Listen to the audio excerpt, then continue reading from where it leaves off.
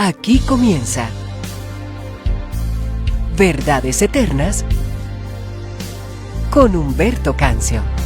El siguiente programa es presentado con el patrocinio de Verdades Eternas, diseños exclusivos. Si un detalle hermoso y perdurable quieres regalar, los diseños exclusivos de Verdades Eternas debes obsequiar. Solicita tu pedido al 317-427-0754. Verdades Eternas, diseños que edifican. Verdades Eternas con Humberto Cancio.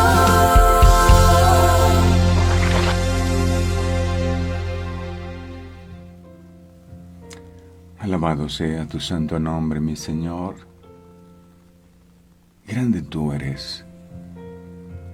No hay obras que igualen tus obras. No hay nadie como tú, arriba en el cielo y abajo en la tierra. Muchas gracias. Gracias porque mediante la fe tú nos das la certeza de que estás aquí en medio de nosotros. La certeza que nos escuchas, que respondes nuestras oraciones. Gracias porque nos das la convicción de lo que no se ve y a veces no te vemos. En otras ocasiones no te sentimos, pero tenemos la plena convicción que tú estás presente en todo tiempo y en todo lugar. Tú prometiste que no nos dejarías solos, que enviarías al Espíritu Santo, el Paracleto, el Consolador, para que estuviera con nosotros todos los días de nuestra vida hasta el fin del mundo. Y estoy plenamente convencido que este día no es la excepción. Espíritu Santo, gracias por estar aquí. Eres tú el que nos enseñas. Eres tú el que colocas en nuestro corazón el querer como el hacer. Si nos levantamos para venir a escuchar la palabra de Dios, es gracias a ti. Gracias porque tú nos convences de pecado, de justicia y de juicio. Gracias porque tú eres nuestro Maestro. Eres tú el que nos enseñas tu santa y bendita palabra. Gracias porque eres tú el que intercedes por nosotros con gemidos indecibles. Muchas gracias porque eres tú el que nos motivas cada día a tener esa comunión con el Padre. Gracias por ayudarnos, gracias por tu fidelidad, por estar con nosotros siempre. Y gracias, Padre, por no dejarnos solos a nosotros. Hoy te alabamos con todas las fuerzas de nuestro corazón y te bendecimos. Y te invitamos para que tú seas lo más importante en nuestra vida hoy. Que en el trono de nuestro corazón te sientes tú, solamente tú, y nadie más que tú. Toma control de lo que pensamos, de lo que sentimos. En tus manos colocamos nuestros sueños, colocamos nuestros anhelos, todas las actividades que en este día vayamos a realizar, que lo podamos hacer con la bendición tuya, mi Señor. Y regálanos la capacidad de poder entender tu palabra. Danos la revelación para poder comprender lo que hoy quieres hablar a nuestro corazón. Y danos la humildad para recibir tu palabra en buena tierra y que esa palabra que hoy desatas pueda dar fruto abundante a nuestros corazones. Te pido por cada familia que se une en oración. Te pido por cada persona que batalla en lo secreto de su corazón, con luchas internas, con respuestas que no ha podido recibir, pero sigue adelante perseverando en la fe, creyendo que hoy puede ser el día en que la gloria tuya se manifieste. Oramos por aquellos que están enfermos en las clínicas y en los hospitales, que ese milagro de sanidad que tanto te han estado clamando pueda venir a sus vidas. Oramos por aquellas familias que necesitan ser restauradas, que necesitan ser sanadas. Oramos por aquel que ha perdido la fuerza, las ganas de seguir adelante, que tú les fortalezcas, que tú le levantes en el poderoso nombre de Jesús de Nazaret. Bienvenido, Padre, bienvenido, Hijo, bienvenido, Espíritu Santo. Gracias, Señor. Amén y amén. Y amén. Aquí estamos, mis amados hermanos, disfrutando de un nuevo día. ¡Ay, qué delicioso es cuando nosotros sabemos que el día que recibimos es un regalo de parte de Dios. ¡Wow! Es su misericordia la que permite que estemos en pie. Y eso nunca se nos debe olvidar a nosotros.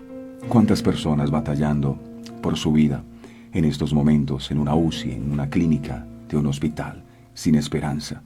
Nos hablan de Medellín, más de 200 personas esperando una sala de cuidados intensivos, porque la gente no puede respirar.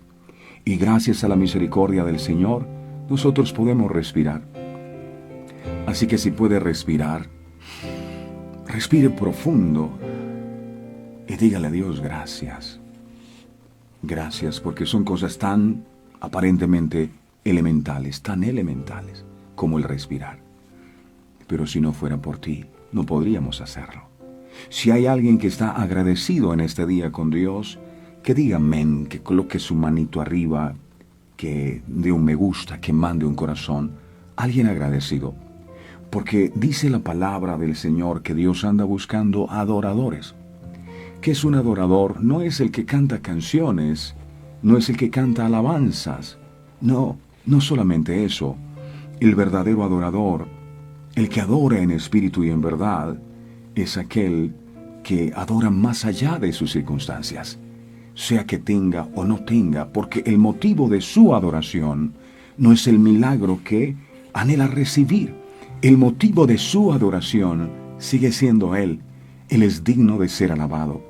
Sea que la respuesta que le hemos estado pidiendo haya venido o no, Él es digno de toda la gloria.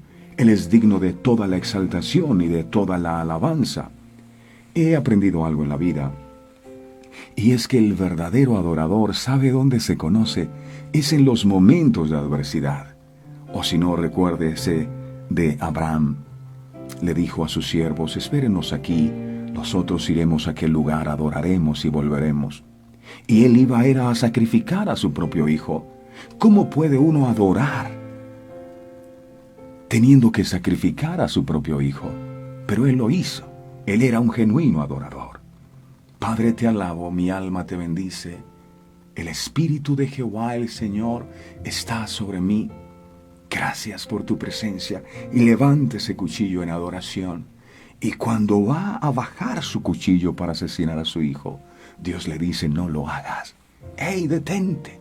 Detente, porque sabes una cosa. Yo simplemente quería probar si verdaderamente me amabas. Y en ese momento de la prueba salió a relucir el verdadero amor que tú tienes por mí. Así que no te preocupes. Mira tus espaldas. Allí hay un carnero que estaba trabado en una zarza. ¿Eso qué significa? La bendición de Abraham ya Dios la tenía preparada para él. Simplemente estaba probando su nivel de adoración. Y yo quiero decirte de parte de Dios que tu cordero, que tu bendición está también allí trabado. Tu bendición ya está lista para ti. Pero en estos momentos que puedes estar pasando por un tiempo difícil, cuídate de no perder la adoración. Adórale siempre. He aprendido que la verdadera adoración está ahí en el Padre Nuestro, cuando dice, Padre nuestro que estás en los cielos, santificado sea tu nombre. Venga a nosotros tu reino, y hágase tu voluntad así en la tierra como en el cielo. Son las evidencias más grandes y más sublimes de lo que es una verdadera adoración. Tú eres un verdadero adorador no porque cantas, tú eres un verdadero adorador porque te sometes a Dios. Tú no eres un verdadero adorador porque dices amén, gloria a Dios. Tú eres un verdadero adorador porque haces la voluntad de tu Padre que está en los cielos. Y ese es el tipo de adoradores que Dios anda buscando. ¿Dónde están esos adoradores? Amén, que digan, aquí estoy. Adoradores en espíritu y en verdad. Dile, Señor, no tienes que seguir buscando. Porque ese adorador en espíritu y en verdad que tú andabas buscando, aquí está. Heme aquí, Señor. Ni la muerte, ni la vida, ni ángeles, ni principados, ni lo presente, ni lo porvenir, ni lo alto, ni lo profundo, nada me podrá separar, nada del amor de Cristo. El enemigo quiere que tú te separes y que las pruebas te hagan desistir de tu amor por Él, pero nada nos podrá separar. Seguimos amándote, mi Señor, con todas las fuerzas de nuestro corazón. Preparemos nuestro corazón para recibir su palabra. ¿Y qué es la palabra? Ahí está. En Juan 1:1. Al principio era la palabra. Cuando nada existía, lo único que existía era la palabra. Y dice, la palabra era con Dios. Y la palabra era Dios. La palabra era Dios. Hay gente que dice que cree en Dios, pero no saben quién es Dios. Y según este texto, dice, Dios es la palabra. De manera que si quiere recibir a Él, recibe su palabra. Señor, con todo el corazón te pedimos en este día que esta palabra que tú traes hoy dé fruto abundante en nuestros corazones. Escribe tu ley en nuestra mente y también en nuestros corazones. Habla, por favor, que tu pueblo escucha. Gracias, Jesús. Sin tu presencia, esta palabra no tiene sentido. Pero si tú envías la unción de tu Espíritu Santo, esta palabra no volverá vacía, sino que cumplirá el propósito con el cual es enviada. Gracias, Jesús. Amén. Muy bien. Hoy el tema que vamos a estar compartiendo también lo enseñó el Señor Jesucristo, nuestro Maestro. Él habló acerca de el fariseo y el publicano. El fariseo y el publicano. Otra parábola que Jesús enseñó. Está en el libro de Lucas, en el capítulo 18, versos del 9 al 14. Jesús enseñó esto. Lucas capítulo 18, versos del 9 al 14. Jesús dijo: a unos que confiaban en sí mismos como justos y menospreciaban a otros, dijo también esta parábola. Dos hombres subieron al templo a orar. Uno era fariseo y el otro era publicano. El fariseo, puesto en pie, oraba consigo mismo de esta manera: Dios, te doy gracias, porque no soy como los otros hombres, ladrones, injustos, adúlteros, ni aun como este publicano. Ayuno 2 veces a la semana, doy diezmos de todo lo que gano. Y dice el verso 13: mas el publicano, estando lejos, no quería ni aún alzar los ojos al cielo, sino que se golpeaba el pecho, diciendo: Dios mío, sé propicio a mi pecador. Os digo que éste descendió a su casa justificado antes que el otro. Porque cualquiera que se enaltece será humillado,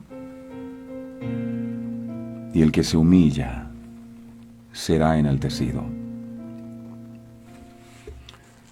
El centro de esta parábola que Jesús contó gira en torno a aquellos que se creían justos por sus propias obras delante de Dios, y que además de eso menospreciaban a los demás. Este hombre orando decía: yo no soy como ese publicano, yo no soy como los que son malos, olvidando que la palabra dice que Jesús vino al mundo a llamar a los pecadores al arrepentimiento. No dice que vino a llamar a los justos, sino a los pecadores al arrepentimiento. Jesús no vino a llamar a los que se creen buenos según su propia opinión. Lucas, en el capítulo 5, en el verso 32, aquí quedó registrado lo siguiente: Lucas 5:32. Jesús lo dijo. Él dijo: yo no he venido a llamar a justos, yo no he venido a llamar a justos, aquellos que se creen buenos, sino a pecadores al arrepentimiento. Los que están sanos no tienen necesidad de médico, también dijo Jesús, sino los enfermos. ¿Qué concepto tan diferente el de Jesús? Los que están enfermos, esas personas necesitan desesperadamente su amor y su ayuda para encontrar rehabilitación. Una persona que se cree sana jamás irá al doctor. No. Es más, muchos ruegan no enfermarse nunca para no tener que pisar a un hospital, para no tener que ver a un médico. Y se venden la idea de que están sanos, aunque ellos saben que en el fondo hay unos achaquitos por ahí. Pero la gente tiene la tendencia a decir, yo no voy al médico, no me gusta ir al médico, porque generalmente cuando uno va al médico le empiezan a descubrir un poco de cosas. Más bien yo no voy y me hago el que estoy sano y así paso por la vida.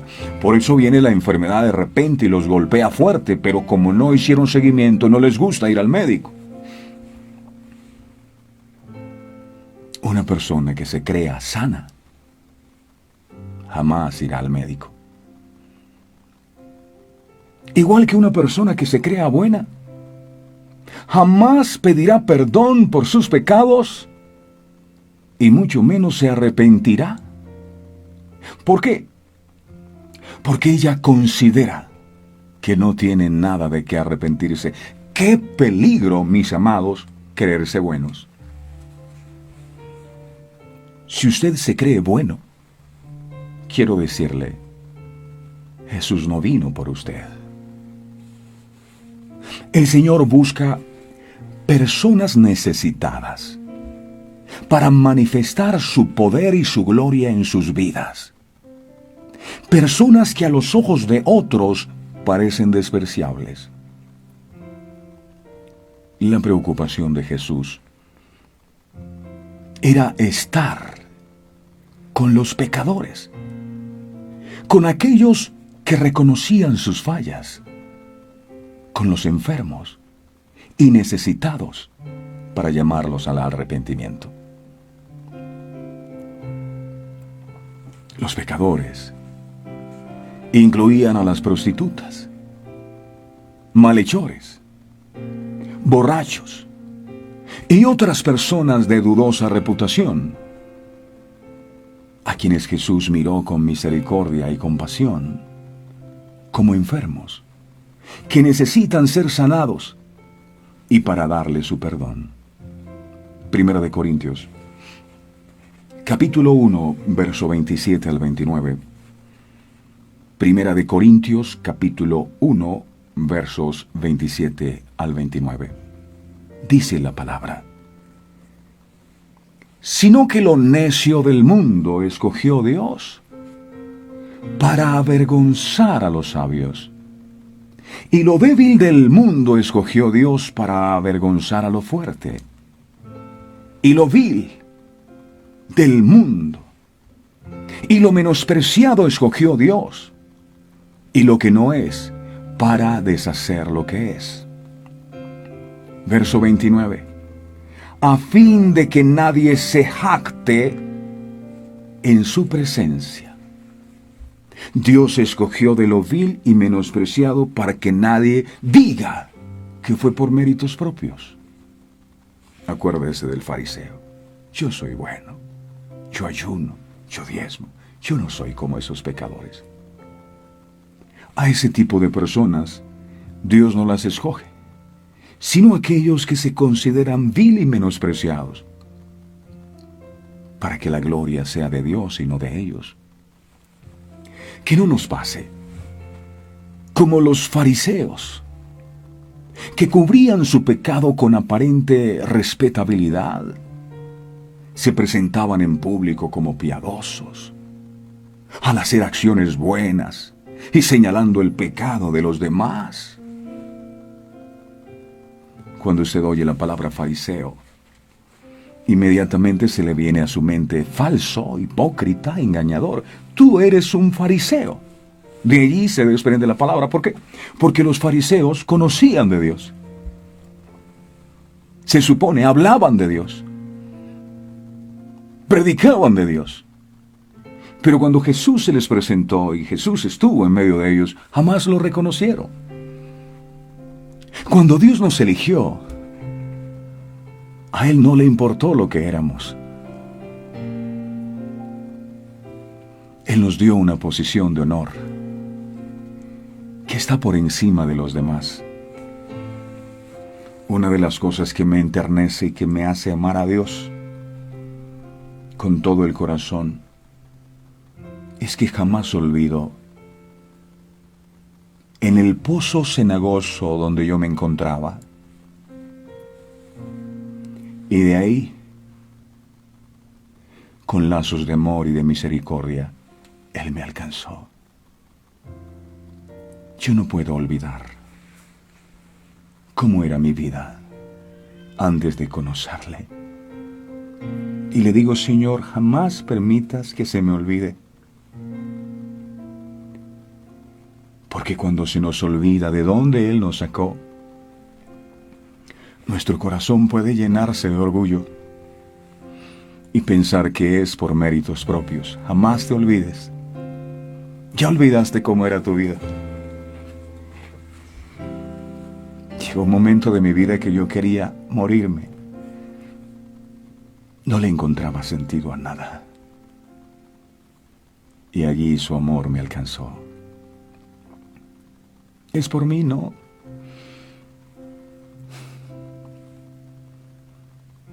Él nos lavó con su sangre bendita. Él nos justificó, Él nos redimió y nos santificó sin merecerlo, para que se cumpliese la palabra que dice: y lo vil del mundo y lo menospreciado del mundo escogió Dios, y lo que no es, para deshacer lo que es. El título que tuve que alcanzar para estar aquí predicando su bendita palabra es el de vil y menospreciado por los hombres. He sentido el desprecio del mundo. Pero ¿qué importa si el mundo te desprecia? No importa si Dios no te desecha. De lo vil y menospreciado escogió Dios. Mira ese ahora dándoselas de predicador. Si yo conozco quién era, conozco su vida. Sí, Señor. Yo no lo estoy negando. He sido de lo más vil. He sido de lo más menospreciado. Por eso la gracia de Dios me alcanzó. No porque yo lo merezca. No merezco nada. Es por su amor. Esa es la gracia divina que nos alcanzó a cada uno de nosotros. La salvación, mis amados, no es por obra. Es por algo que se llama gracia o favor inmerecido. Usted está aquí escuchando estas palabras porque la gracia de Dios se derramó por usted. No porque usted sea bueno y el mejor. Es porque Dios te amó primero. Efesios, capítulo 2, verso 8 al 9 dice, Efesios 2, 8 al 9 dice, porque por gracia sois salvos por medio de la fe. no porque compraste la salvación. Aquí dice, y esto no de vosotros,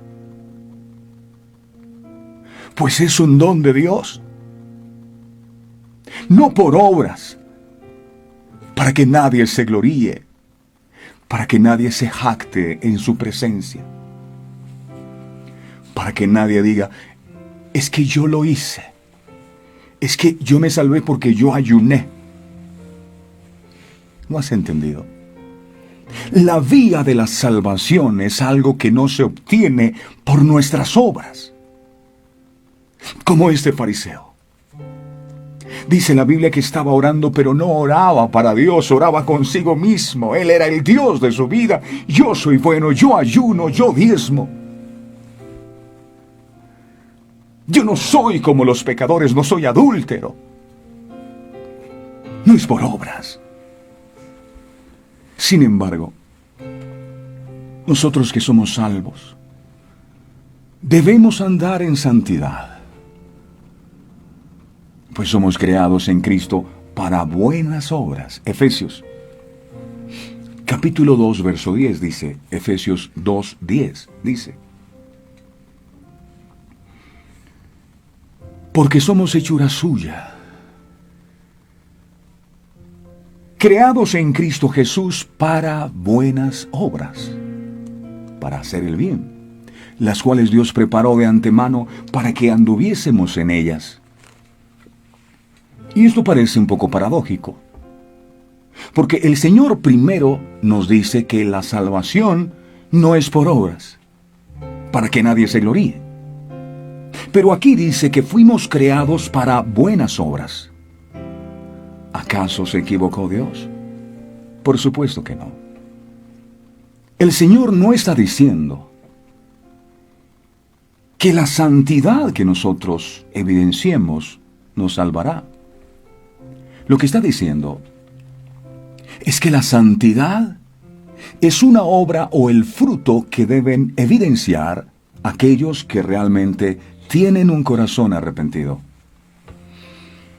Cuando la Biblia dice que no es por obra, no está excluyendo los frutos dignos de arrepentimiento, porque no se vaya a pensar, no, como no es por obra, yo sigo pecando y haciendo el mal. No funciona. Deben haber frutos dignos de arrepentimiento. Lo que sí advierte es que ninguno de esos frutos de arrepentimiento, ni ninguna obra de amor que hagamos podrá redimirnos de la condenación eterna. Solo la sangre bendita de Jesús. Aceptar que la redención es algo que se puede obtener así de fácil es afirmar contundentemente que la obra de Jesús en este mundo fue completamente en vano. ¿Para qué vino Jesús a morir? Por nuestros pecados. Si cualquiera con un puñado de buenas acciones también podría comprar su propia salvación. ¿Para qué? Para muchas personas hay una especie de conflicto en el hecho de que las buenas obras no pueden tener mérito, pero sí las tienen. Pero Dios no dice que estas obras tengan valor para salvación. Y la verdad es que si Dios nos diera la salvación por las buenas obras, entonces estarían condenados todos los mendigos y los que dependen de la caridad pública, estarían condenados. Porque si ellos dependen de las buenas obras de otros, sería injusto que Dios los enviara a condenación por no haber podido cumplir el requisito de las buenas obras. Escuche esto. Las buenas obras no sirven para salvación, más bien son el resultado de haber sido salvos. Es distinto. Hebreos capítulo 12, verso 14. Hebreos 12, 14. Seguid la paz con todos y la santidad sin la cual nadie verá al Señor. Sin santidad nadie verá a Dios. Entonces el argumento de que yo no debo hacer nada, debo seguir en mi vida de pecado, es mentira. Yo debo hacer algo, pero debo entender que eso que hago no es mérito para que reciba la salvación, porque la salvación la recibimos por gracia. Fue Jesús. No fueron nuestras obras. Esto es un decreto del soberano Señor, que sus elegidos sean conducidos a andar en santidad, pues sin santidad nadie verá al Señor, nadie. Si tu fe no genera obras de santidad, no es una fe genuina, no. No es que yo tengo fe, pero si sigues igual, tu fe es muerta. Y lo vil del mundo, y lo menospreciado del mundo escogió Dios, y lo que no es para deshacer lo que es. Esa es la gracia divina que nos alcanzó a cada uno de nosotros. Pero estos fariseos, en tiempos de Jesús, se consideraban justos, estaban confiados en sí mismos, se jactaban del cumplimiento externo de la ley mosaica, como el mismo Señor Jesucristo lo dijo en Mateo 23, verso 28. Mire qué dijo Jesús acerca de ellos, Mateo 23, 28. Mateo 23, 28. Así también, mire lo que les dijo Jesús a los fariseos. Así también vosotros, por fuera a la verdad os mostráis justos a los hombres, pero por dentro estáis llenos de hipocresía e iniquidad, dijo Jesús. El pecado que Jesús censuraba más frecuentemente era la hipocresía de los fariseos. Estos estaban desempeñando el papel de personas temerosas de Dios, pero no vivían en santa obediencia a su voluntad. Jesús muchas veces los comparó, ¿sabe con qué? Con sepulcros blanqueados. Mire eso. Mateo capítulo 23, verso 27. Mateo 23, 27. Mire lo que dijo Jesús de ellos. ¡Ay de vosotros hipócritas y fariseos! Porque sois semejantes a sepulcros blanqueados, que por fuera a la verdad se muestran hermosos, mas por dentro están llenos de huesos muertos y de toda inmundicia, es decir, están podridos y descompuestos por dentro, aunque por fuera intenten aparecer hermosos. Lápidas pintadas de blanco. ¡Wow! ¿Has fingido alguna vez ser alguien que no eres? No tiene que ser un personaje famoso. Quizás en tu iglesia todos creen que eres un consagrado cristiano. Pero en tu vida personal no sigues las enseñanzas de la palabra de Dios. O tal vez te estás haciendo pasar por un piadoso discípulo de Jesús, cuando en realidad eres un impostor espiritual. ¿Cuántos padres se creen perfectos, pero para sus hijos y su familia son una gran decepción? Eso también es falsedad. Eso también es hipocresía. Sin duda, estas son palabras fuertes y tan impactantes como una ducha de agua fría. Pero la experiencia demuestra que el autoengaño es posible. Probablemente, muchos de los fariseos no estaban conscientes de su hipocresía y de su religiosidad. Quizás habían llegado a creerse que estaban haciendo lo correcto ante los ojos de Dios. Porque oraban, porque diezmaban de todo lo que ganaban, ¿Por qué ayunaban? Hasta que el mismo Jesús tiene que confrontarlos. Y aprendo algo de aquí. El que diezmes, el que ayunes y el que ores y vayas a la iglesia no impide que seas un fariseo. No. Muchos de los falsos profetas de nuestros tiempos, ¿sabe cómo comenzaron su labor? Comenzaron su labor engañando, siendo conscientes del engaño, de lo que estaban haciendo y de lo que estaban diciendo. Pero a medida que repiten una y otra vez sus mentiras, ellos mismos se las van creyendo, hasta que llega un momento en el que se engañan a sí mismos.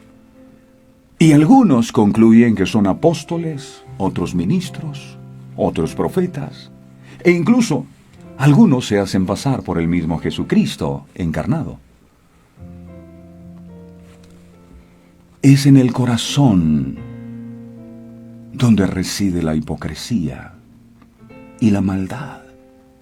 De dentro del corazón del hombre es que salen los malos pensamientos, los adulterios, las fornicaciones, de dentro del corazón. Dios no mira lo que el hombre mira lo externo, mas Dios mira el corazón del hombre. Y muchas veces nosotros nos enfocamos en lo externo, viviendo de apariencias, olvidando que Dios mira el corazón.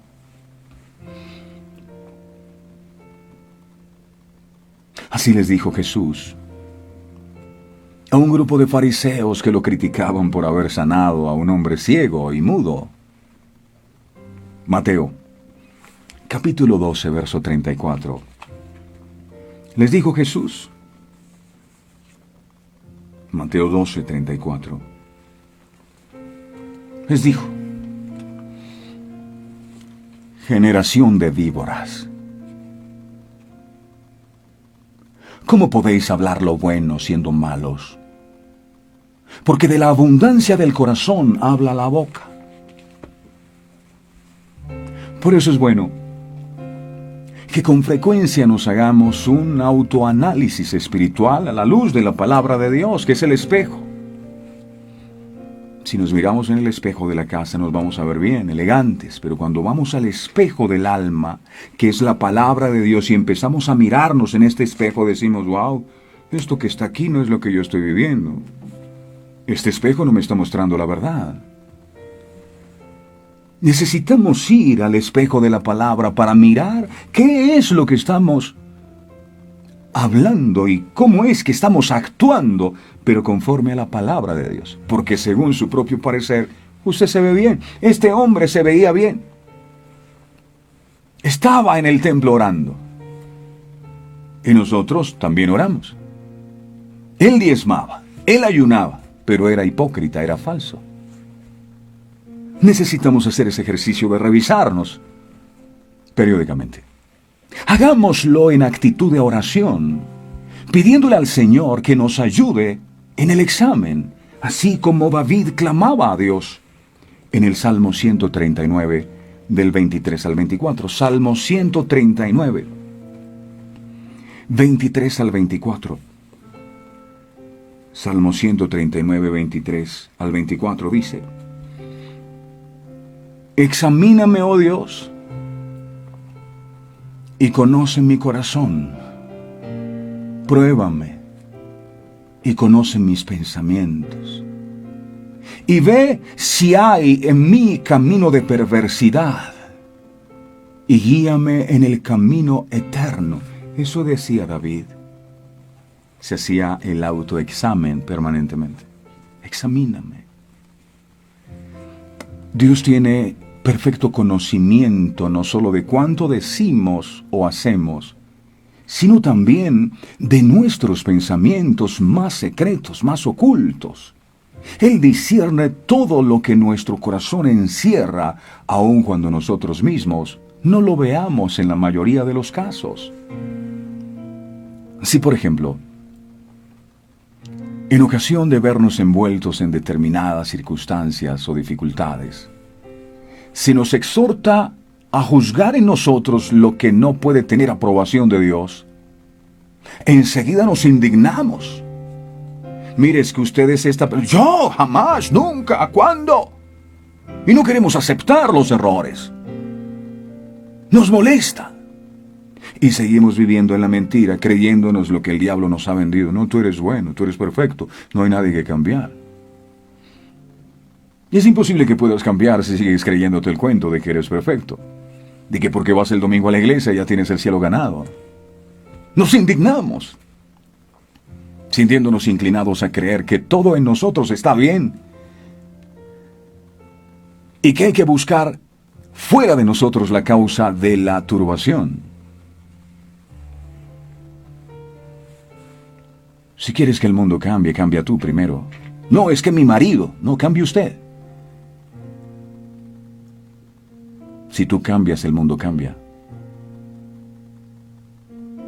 Pero es imposible que puedas cambiar si te sigues creyendo la película que el enemigo te vendió, que tú eres perfecto. Yo le digo a las personas, el primer síntoma para reconocer que una persona cayó en el espíritu de la religiosidad es que esa persona se cree buena. Otro síntoma, cuando la persona está escuchando la palabra de Dios y está diciendo, una vocecita le está diciendo, ay, si esto lo escuchara mi marido, si esto lo escuchara mi hija, si esto lo escuchara, ay, esta palabra para mi vecina. Usted entró en un espíritu de religiosidad, porque las palabras no son ni para su esposo, ni para su esposa, no son ni para su vecino. La palabra es para usted, pero usted no la recibe porque se cree bueno. El día que usted crea que el problema es de los demás y no es de usted, usted cayó en un espíritu de fariseísmo y de hipocresía. El primero que debe ser confrontado con la palabra es uno. Si yo que vengo a compartir esta palabra no soy confrontado con ella primero, no la recibo primero, entonces yo estoy mal. Yo predico la palabra, pero yo no les estoy predicando a ustedes. Les comparto a ustedes, me predico a mí. Cuán poco nos conocemos. Muchas experiencias se necesitan a menudo para ser enseñados a que siempre ante todo conviene que examinemos el estado de nuestro corazón. Repito, este fariseo se creía bueno, estaba en la iglesia. ¿Y cuántos hay en las iglesias con un espíritu de fariseísmo? Salmos 19, verso 12. Salmo 19, 12. Dice, ¿quién podrá entender sus propios errores? Y le pedí a David a Dios, líbrame, Señor, de los que me son ocultos. ¿Quién podrá entender sus propios errores? Nadie. David sabía que en su vida podían existir malos hábitos o comportamientos de los que ni él mismo se daba cuenta. Hay un cuadro que me impresiona cada vez que tengo la oportunidad de estudiarlo. Isaías 6:6. Dice la palabra que Isaías tuvo una visión. Y en aquella visión él está en la presencia de Dios. Dios está sentado en su trono. Y hay serafines que tenían 6 alas. Con 2 los serafines cubrían su rostro. Ni siquiera los ángeles podían estar delante de la presencia de Dios con el rostro descubierto. Ni siquiera los ángeles, que son santos, se tapaban ante la santidad de Dios.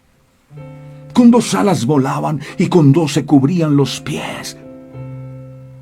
Y cuando Isaías, el profeta, tiene la revelación de la presencia de Dios, lo primero que este hombre dijo es, ¡ay de mí! ¡Ay de mí, que siendo un hombre inmundo de labios y habitando en medio de un pueblo de labios inmundos, mis ojos han visto al Rey Jehová de los ejércitos! ¡Ay de mí! Y dice que tuvo que venir un ángel con un carbón encendido y tocar sus labios. Y le dijo el ángel, ha sido quitada tu culpa. Y me pregunto, Si eso sucedió con Isaías, que tuvo la revelación de la cruz como ningún otro, ¿qué puede pasar con nosotros el día que vayamos a la presencia de Dios? ¿Qué puede pasar? ¡Ay de mí!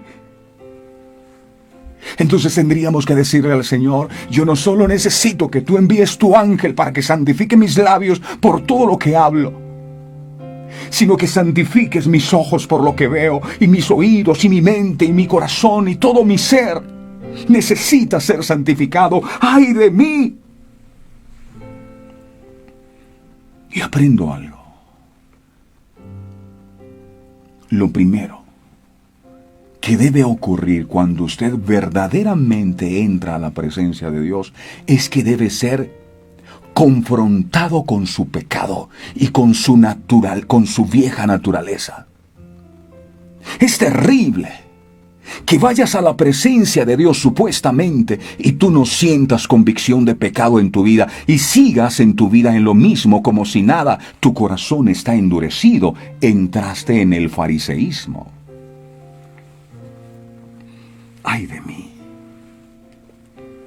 ¡Ay de mí porque he sido chismoso! ¡Ay de mí porque he consentido orgullo! ¡Ay de mí porque he tenido envidia! ¡Ay de mí porque me he equivocado! ¡Ay de mí porque he pensado mal!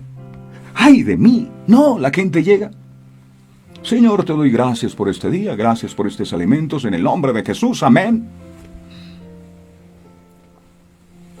Aquel publicano, delante de la presencia de Dios, no se sentía digno de ni siquiera levantar su rostro, postrado de rodillas delante de la presencia de Dios. Pero nos hemos vuelto tan expertos en la oración que ya nadie se postra. No hay lugar más alto y más grande que estar a los pies de Jesús. Nos creemos buenos porque no sabemos 2, 3 versos bíblicos y decimos amén, gloria a Dios, aleluya.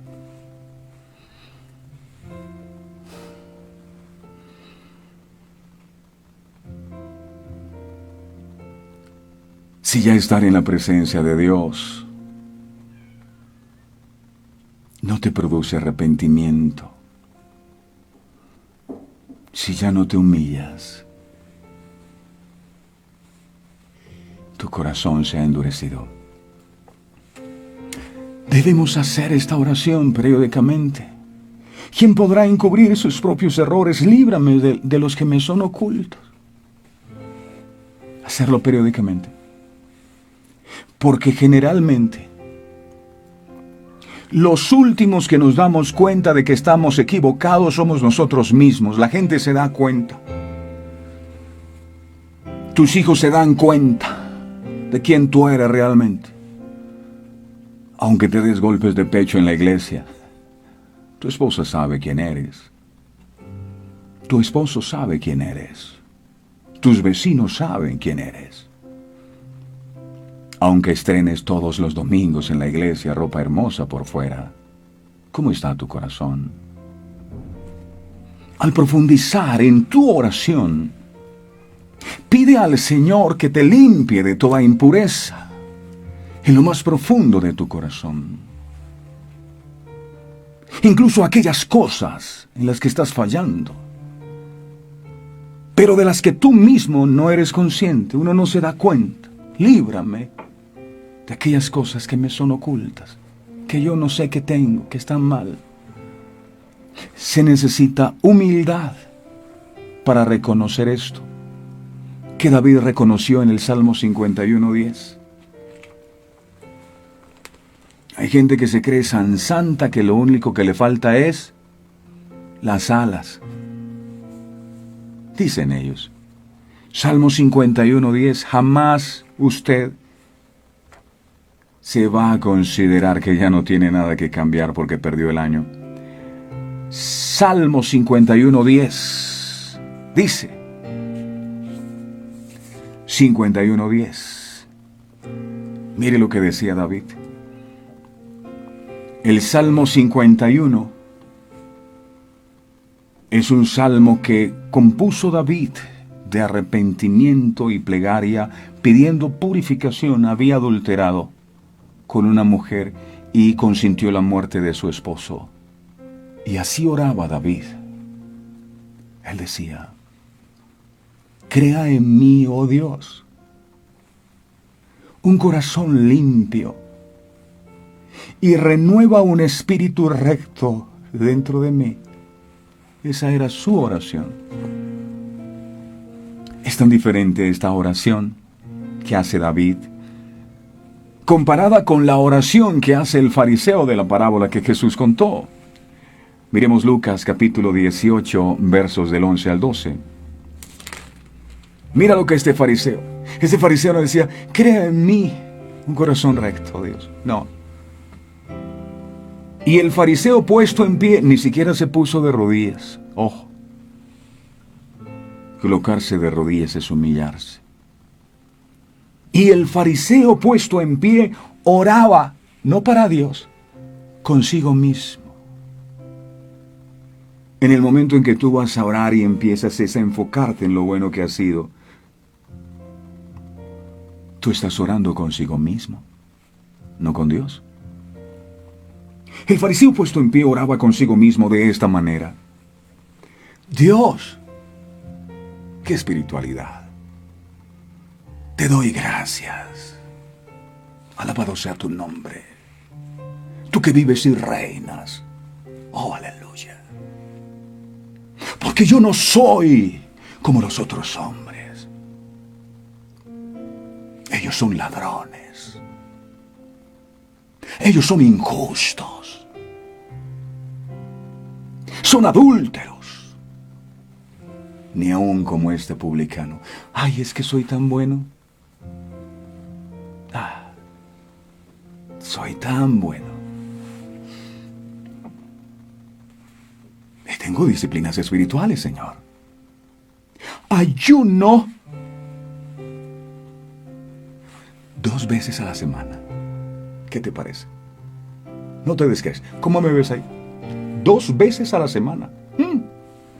¿Qué espiritual sois? Dice aquí, doy diezmos de todo lo que gano. Apenas me entra el billetico, yo te doy a ti lo que te pertenece. ¿Cómo me ves ahí? Di la verdad, Señor, pero ¿por qué te cuesta reconocer que soy bueno? ¿No estás viendo?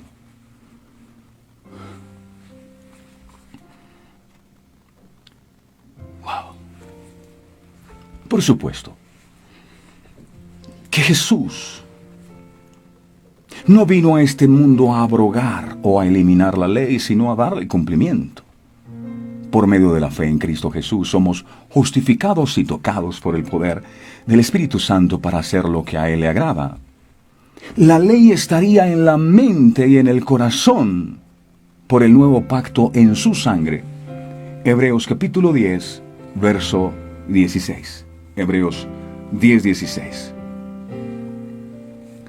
Ese es el pacto que haré con ellos después de aquellos días. Dice el Señor, pondré mis leyes en sus corazones y en sus mentes las escribiré. Pondré mi ley en sus corazones y en sus mentes las escribiré. Note que la obra es de Dios. Él es quien pondrá sus leyes en nuestras mentes y gracias a eso podremos obedecerle. Él es el que las escribirá en nuestros corazones para que de allí no se borren jamás y podamos ser hijos de Él. Él es, no son nuestras obras. La obra de consagración es de el Señor, no de nosotros. No por nuestras obras de justicia, que delante de Dios son como trapo de inmundicia. Eso dice la Biblia. Isaías capítulo 64, en el verso 6, Isaías 64, 6, dice, si bien todos nosotros somos como suciedad, eso dice la Biblia, si bien todos nosotros somos como suciedad, y todas nuestras justicias, todas nuestras buenas obras, como trapo de inmundicia. y caímos todos nosotros como la hoja, y nuestras maldades nos llevaron como viento. Nuestras obras de justicia delante de Dios son como trapos de inmundicia. ¿Qué es un trapo de inmundicia? Lo que hoy conocemos como las toallas higiénicas para los períodos menstruales. Eso es un trapo de inmundicia. Para mí, las obras de justicia de ustedes, dice el Señor, son como una toalla higiénica. Así son nuestras obras de justicia, a través de las cuales pretendemos parecer justos delante de Dios. La frase suena bastante fuerte, pero no hay frase sin propósito en la Biblia. Y Dios deja bien claro que los hombres no pueden presentarse ante su honorable trono y autoridad trayendo como requisitos las llamadas buenas obras. Hay gente que no busca de Dios y no se meten con Dios y no se arrepienten y no se vuelven a Dios. Quita el coronavirus pero no se humillan. ¿Por qué? Porque el enemigo les vendió la idea. Es que yo ayudo a los pobres. Es que yo hago obras de caridad. No necesito a ese Jesús que ustedes predican. Yo ayudo a los ancianos. Yo no le hago mal a nadie. Yo no mato, yo no robo, yo no bebo, yo no fumo. Estas cosas deben hacerse, pero no para pretender que por ellas se nos debe otorgar la salvación. No. En la parábola del fariseo y el publicano que estudiamos hoy, Jesús nos muestra a dos hombres que están orando en el templo, es decir, estas personas aparentaban ser espirituales. El que tú vayas a la iglesia no es garantía de nada. Este hombre también iba a la iglesia. Ambos están haciendo aparentemente lo correcto, estaban orando. Pero no todos lo estaban haciendo con un corazón correcto. Uno de ellos, contó Jesús, es fariseo.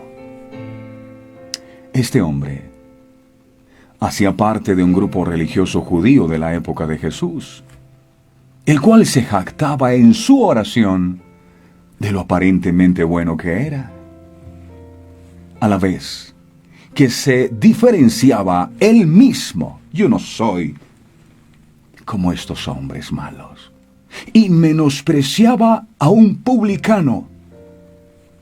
Los publicanos, recordamos, eran cobradores de impuestos y muy rechazados por los judíos, publicanos, pues los consideraban que traicionaban a su pueblo. Pues algunos de ellos eran también judíos, cobrando impuestos, como es el caso de Mateo, Leví, discípulo de Jesús y autor del primer evangelio. Pero este publicano, este que el fariseo consideraba escoria humana, pecador, impío, impuro, vil y menospreciado, contrario al fariseo, no se enaltecía de las cosas que hacía, sino que por el contrario pedía misericordia, postrado a los pies del Maestro y diciendo: Señor, sé propicio a mi pecador. ¿Qué más te puedo decir? Sé que te he fallado. Perdóname. Lucas capítulo 18, verso 13 al 14. Dice la palabra: mas el publicano, estando lejos, ni siquiera quería acercarse a la presencia del Señor, estando lejos. No quería ni aún alzar los ojos al cielo. No soy digno. Sino que golpeaba su pecho, diciendo: Dios, Señor, sé propicio a mí, pecador. Y Jesús dijo de este hombre: os digo que este, vil y menospreciado por ese fariseo, descendió a su casa justificado antes que el otro. Porque cualquiera que se enaltece será humillado, y el que se humilla o reconoce sus faltas delante de Dios será enaltecido. Aquel que reconoce que no se la sabe toda, que no es bueno.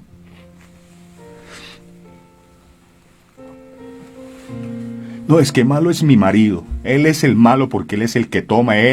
Yo soy buena. Tienes orgullo en tu corazón.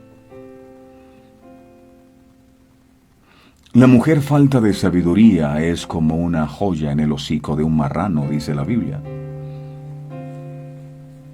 En cambio, la mujer sabia edifica su casa, mas la necia con las manos la derriba.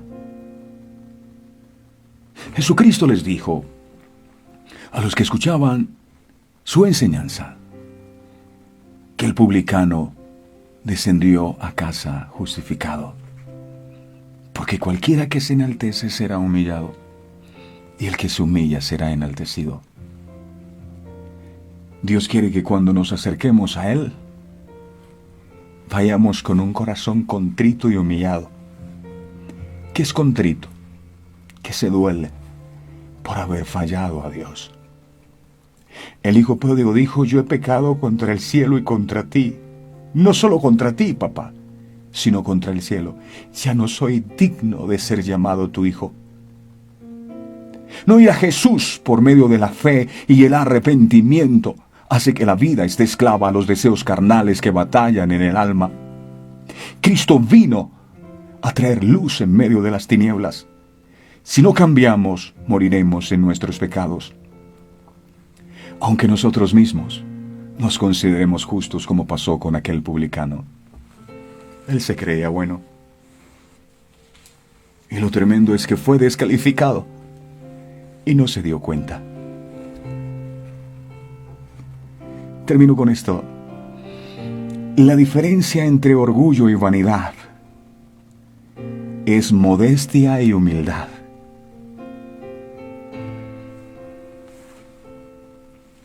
Se requiere humildad para entender que no somos perfectos. Se requiere humildad para entender que no las sabemos todas. Se requiere humildad para reconocer que fallamos y que apartados de ti, mi Señor, nada podemos hacer. ¿Cuántas veces hemos sido como este fariseo, que nos hemos creído buenos, porque vamos a la iglesia, porque ayunamos, porque diezmamos? Pero aún en lo profundo de nuestro corazón, con tantas cosas, batallando con rencores, con falta de perdón, con odio, con resentimiento, con amargura, con debilidades de la carne. Y el mundo ve, aparentemente, que estamos bien. Pero ¿cómo engañarte a ti si tú conoces hasta nuestros más íntimos pensamientos? Podemos engañar al mundo, pero a ti no. Hoy te rogamos, amado, que quites de nuestro corazón el espíritu de fariseísmo, de hipocresía y de falsedad, y ayúdanos a ser auténticos hijos tuyos. Que entendamos, amado Dios, que no es por obras, es por gracia, es por tu sangre bendita. Gracias por haber tenido misericordia de nosotros. Perdónanos por haber olvidado de donde tú un día nos sacaste, de ese lodo cenagoso. ¿Sabes? Necesito más de ti, oh Dios. Examina nuestras almas y ayúdanos a descubrir aquellas cosas que a veces nosotros mismos ni siquiera nos damos cuenta, si es orgullo, si es vanidad, si es soberbia. Crea en mí, Señor, un corazón recto. Haz de mí una nueva criatura. Sé propicio a nosotros pecadores, oh Dios. Te lo pedimos, Señor, en el nombre poderoso de Jesús. Amén. Y amén. Y amén. Qué bueno es Dios.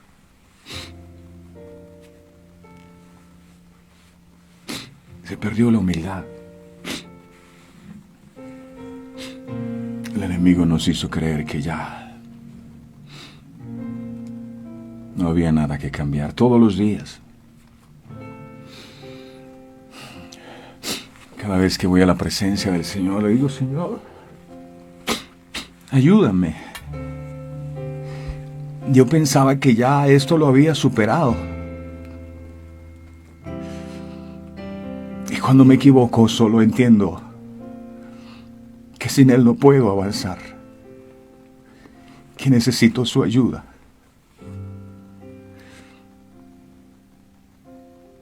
Para que su obra pueda ser terminada en mí. El día que sientas que ya no tienes nada que cambiar,